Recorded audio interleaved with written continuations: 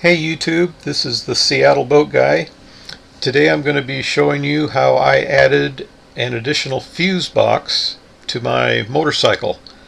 This fuse box can be used to supply power to any 12 volt device that you want to add to your motorcycle. In my case, I wanted to add an XM radio and a GPS.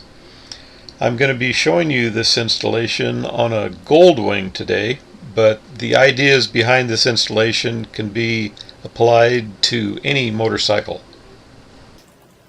This is the book by Dale Coyner, Motorcycle Travel, and inside this book it tells you how to do this fuse box.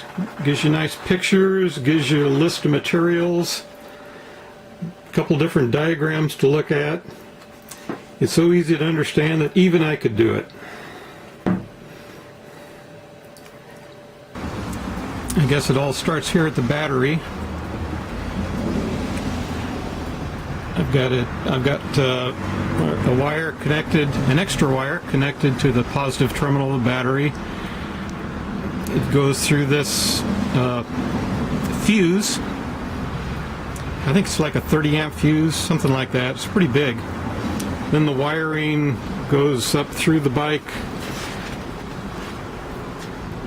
crosses over, and ends up over here on this side.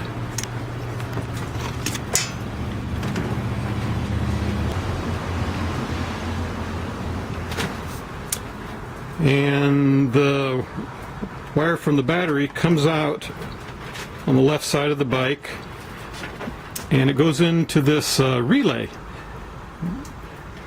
This relay's got 4 wires connected to it.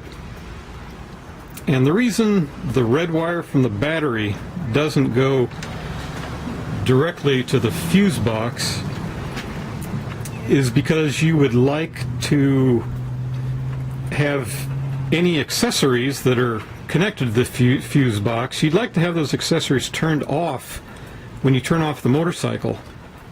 So if you accidentally leave something on, like the XM radio or the GPS, it doesn't drain your battery after you turn your motorcycle off and walk away from it. And that's what this relay buys you. The 4 wires going into this relay are the big red wire from the positive post of the battery that we were just looking at. And on the other side is a wire, a positive wire that goes from the relay to the fuse box, and that's what gives the fuse box the real power. The other 2 wires connected to the relay are called the trigger wires, and these are the wires that tell the relay whether or not the engine is turned on. And if the motorcycle is turned off, then this relay is smart enough to shut off the power that's going to the fuse box. So, as I said, if you leave anything turned on that's connected to the fuse box, it won't run your battery down because this guy is turned off by the relay. And the relay gets this motorcycle on or motorcycle off information from these trigger wires. There's a positive and a negative, and you can basically route these trigger wires to anything that goes off when you turn off the motorcycle. For example, you could wire it to your headlights or to your tail lights. All that stuff is turned off when the motorcycle's turned off. In my case, I routed these trigger wires on the left side of the bike, kind of down through here, and I tied them into this thing. This thing very conveniently had 2 terminals here, a plus and a minus, and the plus terminal is only powered up when the key is turned on, so that was pretty handy for me. So far we've talked about one of the wires that comes directly from the battery. Then we've got these two trigger wires, a positive and a negative, that tell the relay whether or not to supply power. And the fourth wire is the thing that goes to the fuse box. This wire kind of goes up through here, and it connects here to this positive terminal, the fuse block. On the fuse block there are circuits here. These are positive terminals. This is what you're going to connect your electrical accessories to, and these are the negative wires that'll come back from those accessories. On this fuse box you've got a total of 6 circuits that you can connect up. Right now I'm only using these 2. This is just kind of a spare fuse that I stuck in there so I don't lose it.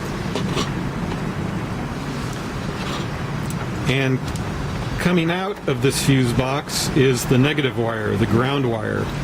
And the ground wire can attach just about anywhere that gets it back to the negative terminal of the battery. In my case, I found a little fitting right under here that went to the negative terminal of the battery, so I just connected up down here. When you start putting all this back together, one of the things I did that you might consider is getting some of this, it's kind of a plastic spiral material you can get at Home Depot or wherever, and you just kind of wrap that around and around and around some of this wiring. It'll give it a little bit more protection, and it'll protect it from chafe. So if the wire is right up against some kind of sharp metal surface, then it'll rub on this plastic instead of rubbing on the wiring. This is what it's going to look like when it's all done.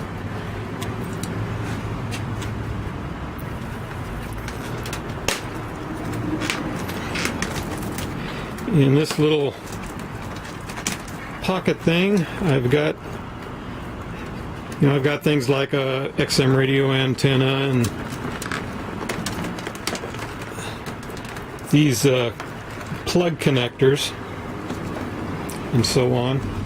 All of this electrical stuff attaches to the fuse box, which is up here and here somewhere, just in front of this compartment.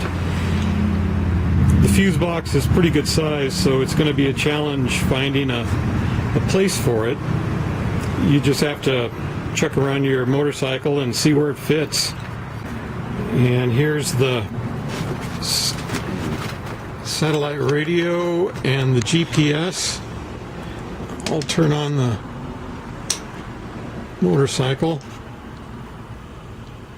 There you can see the satellite radio coming to life and the GPS.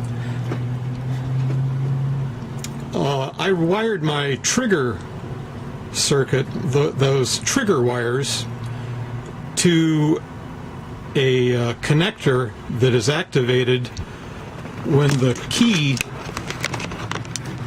is either on the accessories setting or when the key is on the full on position. Back to accessories, and when I turn if I would accidentally leave this stuff on, that relay is going to protect me when I turn the bike off. Make sure that you can turn the motorcycle full turn both ways. The last thing you want is to find yourself having to make a hard turn and having one of those wires prevent you from doing it. Have a good ride. Good luck with the electrical project.